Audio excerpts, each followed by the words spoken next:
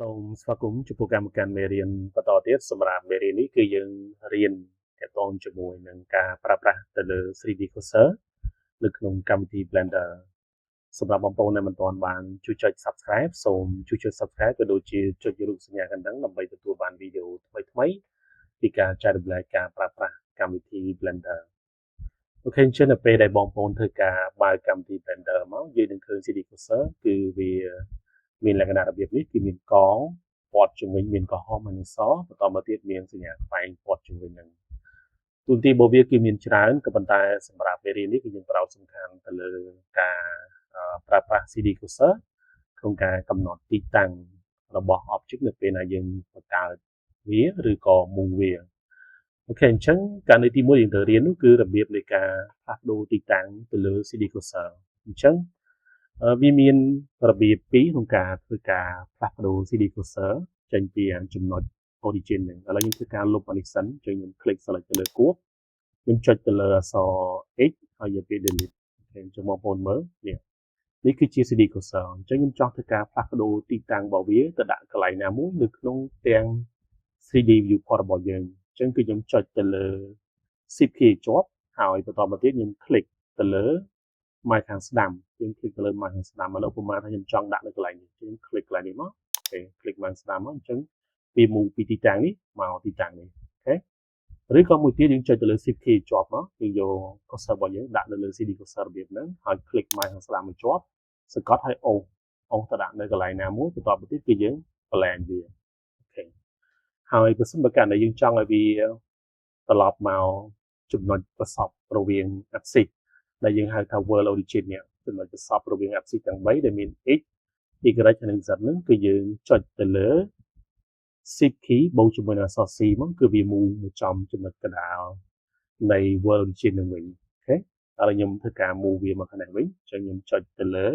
shift key បូកជាមួយនឹងម៉ៅខាងស្ដាំអញ្ចឹងគឺវា move មកកន្លែងនេះវិញឬក៏ករណីមួយទៀតយើងប្រើប្រាស់ឬក៏ activate ទៅលើ 3D Cursor នឹងតែម្ដងនេះអូខេជិះ click លើវាមកឥឡូវប្រហែលខ្ញុំចង់ធ្វើការ move វាមកកន្លែងនេះអញ្ចឹងខ្ញុំ activate ទៅលើ 3D Cursor ហើយខ្ញុំធ្វើការ click កន្លែងទីតាំងខ្ញុំចង់ឲ្យវាផ្លាស់ប្ដូរទីតាំងហ្នឹងមកអូខេអញ្ចឹងគឺវា move មកកន្លែងនេះខ្ញុំចង់វាមកកន្លែងនេះអូខេឬក៏យើង click សង្កត់មកជាប់ហើយអូទៅដាក់កន្លែងណាក៏បានដែរឥឡូវខ្ញុំដាក់នៅកន្លែងនេះចុះបន្តមកទៀតខ្ញុំចង់បង្កើត object មួយទៀតដាក់នៅក្នុងទាំង 3D viewport របស់យើងអញ្ចឹង 3D Cursor វាដើរតួជាអ្នកកំណត់ទីតាំងឲ្យ object ថ្មីនៅពេលដែលយើងបង្កើតចេញចុចទៅលើ Shift A មកបន្តមកទៀតយើងចូលមក Mask ឥឡូវខ្ញុំបង្កើតក្បាលស្វាមួយអូខេខ្ញុំ click លើក្បាលស្វាមកចេញឃើញគឺក្បាលស្វាហ្នឹងគឺត្រូវបានបង្កើត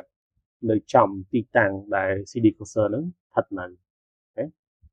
ឡូវខ្ញុំចង់ឲ្យ3D Cursor ហ្នឹងត្រឡប់មកវិញត្រឡប់មកកន្លែងនេះវិញអញ្ចឹងខ្ញុំត្រូវការactivate ទៅលើ select tool សិនមកអូខេឥឡូវខ្ញុំចង់ឲ្យ 3D Cursor ហ្នឹង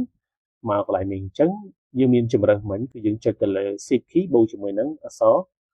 C ឬក៏មួយទៀតគឺយើងប្រើប្រាស់ទៅលើ snap option គឺយើងចុចទៅលើ Shift key បូកជាមួយនឹងអក្សរ A ហើយយើងយកពាក្យថា cursor to world origin យើង move ម៉ៅដាក់នៅលើអញ្ចឹងមកហើយយើងបលែងដៃចេញពី keyboard មកអញ្ចឹងយើងឃើញថា 3D Cursor គឺវា move មកកាន់ world origin ដែលជាចំណុចប្រសពរវាង axis ទាំង3ហ្នឹងអូខេមួយទៀតឥឡូវឧទាហរណ៍ខ្ញុំចង់ធ្វើការ move ក្បាលស្វានេះទៅកាន់ 3D Cursor អញ្ចឹងគឺខ្ញុំ click ទៅលើក្បាលស្វាមកបន្តមកទៀតខ្ញុំចុចទៅលើ Shift បូកជាមួយនឹងអក្សរ S ហើយខ្ញុំយកពាក្យថា selection to cursor នេះមានន័យថាយើង move object ដែលបាន select ហ្នឹងទៅកាន់ 3D Cursor ហើយយើងបលែងដៃចេញពី keyboard មកគឺក្បាលស្វាត្រូវបាន move ទៅកាន់ 3D Cursor ដែលនៅចំចំណុចប្រសពរវាង world origin អូខេឥឡូវខ្ញុំចូលទៅមួយទៀតខ្ញុំចុចទៅលើលេខ1មើលពីខាងមុខឥឡូវខ្ញុំ pan តិចមកដើម្បីងាយស្រួលមើលខ្ញុំ zoom ឲ្យធំតិចឥឡូវខ្ញុំធ្វើការ click select ទៅលើ 3D Cursor ខ្ញុំចុចទៅលើអក្សរ X ហើយខ្ញុំ delete ចេញខ្ញុំ zoom ឲ្យធំប បន្តមកទៀតគឺខ្ញុំចាប់ផ្ដើមធ្វើការ move CD cursor ចឹងគឺខ្ញុំចុចទៅលើ shift key បូកជាមួយនឹង mouse ស្ដាំខ្ញុំ move ដល់នៅកន្លែងនេះអូខេហើយខ្ញុំចុចទៅលើ shift S ឲ្យចូលទៅ option ផ្សេងទៀតឥឡូវអានេះគឺ cursor to grid cursor to grid នេះមានន័យថាឲ្យ CD cursor ហ្នឹងវា snap ទៅកាន់កាឡាឬក៏ grid ទាំងឡាយណាដែលនៅចិត្តវាបំផុតអូខេអញ្ចឹងខ្ញុំយកអាហ្នឹងហើយខ្ញុំបន្លែងដៃចេញពី keyboard អូខេអញ្ចឹងគឺវានឹងធ្វើការ snap ជាប់ជាមួយនឹង grid កាឡាដែលនៅចិត្តវាបំផុតហ្នឹងគឺវានឹងចាប់ផ្ដើមធ្វើការឆក់ជាប់តែម្ដងឥឡូវឧទាហរណ៍ខ្ញុំ move វាមកដាក់នៅកន្លែងនេះចេញចុចទៅលើ shift key ហើយចុចទៅលើ mouse ខាងស្ដាំគេដាក់កន្លែងហ្នឹងមកខ្ញុំ zoom វាធំតិចវាចាំមើលអូខេខ្ញុំចុចទៅលើ shift S ហើយខ្ញុំយកពាក្យថា cursor to grid ចឹងខ្ញុំបន្លែងដៃមកអូខេអញ្ចឹងគឺវានឹងឆក់ជាប់ទៅកាន់ grid ទាំងឡាយណាដែលនៅគៀបវាបំផុតឥឡូវខ្ញុំចាប់ផ្ដើមចុចទៅលើគឺយើងចុចទៅលើ shift key បូកជាមួយនឹងអក្សរ C អូខេបន្តមកទៀតខ្ញុំធ្វើការបង្វិលវាតិចមកដើម្បីឲ្យវាមកជា perspective ហើយខ្ញុំបង្កើត object ជាខ្ញុំចូលទៅបង្កើត object ចុចទៅ shift S ខ្ញុំយកក្បាលស្វាមួយអូខេចុចទៅលើ search G move វាចេញក្រៅខ្ញុំចុចទៅលើ shift A ហើយខ្ញុំចូលមកterrace ខ្ញុំចុចទៅលើអក្សរ N scale វាធំតិចខ្ញុំចុចទៅលើអក្សរ G move វាចេញក្រៅ shift A ចូលមក mesh ហើយយក count ចុចលើអក្សរ G move ចេញក្រៅឥឡូវឧបមាថាខ្ញុំចង់ធ្វើការ move CD cursor នេះឲ្យមកចំកណ្ដាលនៃ curve នេះអញ្ចឹងខ្ញុំត្រូវការ click select ទៅលើ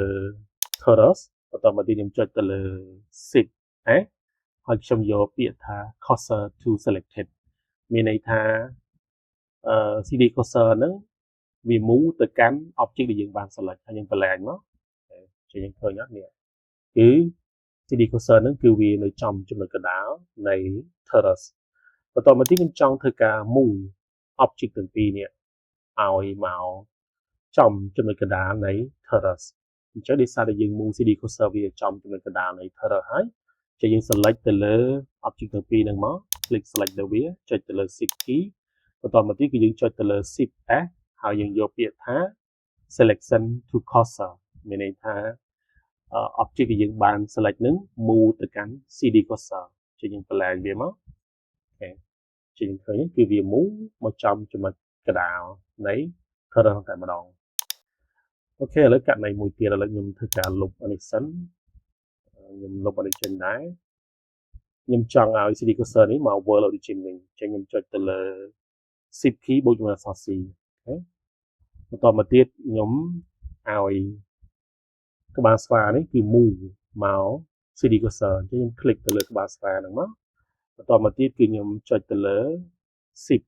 S ហើយយកពាក្យថា selected to cursor អូខេបន្តមកទៀតខ្ញុំចង់ធ្វើការដាក់ cursor នៅលើត្រចៀករបស់វាទាំងសងខាងនេះអញ្ចឹងគឺយើងត្រូវការកំណត់ទីតាំង CD cursor ហ្នឹងដើម្បីឲ្យវានៅលើត្រចៀកនេះអញ្ចឹងគឺយើង click លើវាមកហើយយើងចូលទៅ edit mode យើងចុចទៅលើ tab key មកអូខេបន្តមកទៀតយើងចង់ឲ្យ CD cursor មកនៅត្រង់ចំណុចណាមួយឥឡូវឧទាហរណ៍ខ្ញុំ click កន្លែងនេះមកកន្លែង point នេះយក cursor click នៅកន្លែងនេះមកអូខេអញ្ចឹង CD cursor គឺវានៅចំចំណុច world origin ឥឡូវខ្ញុំ move វាឲ្យមកចំចំណុចដែលជាចំណុច vertex ឬក៏ point នេះអញ្ចឹងគឺយើងចុចទៅលើ shift S ហើយយើងយកពាក្យថា cursor to selected អូខេហើយយើងចាប់ផ្ដើមបន្លែងដៃចេញពី keyboard មកអូខេ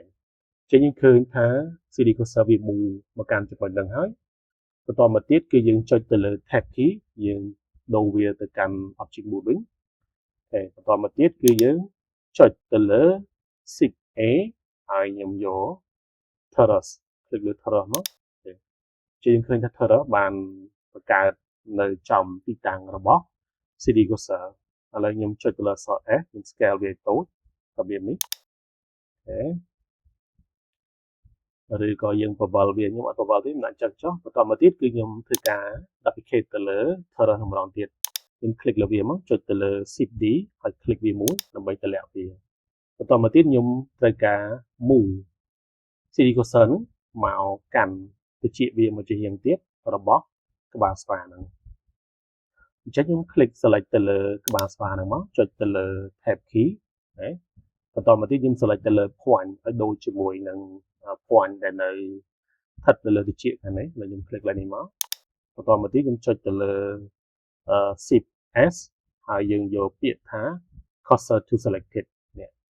ហើយយើងបន្លែងមកអញ្ចឹងយើងបាន CD cursor គឺវា move មកចំចំណុចទៅជាចំណុច point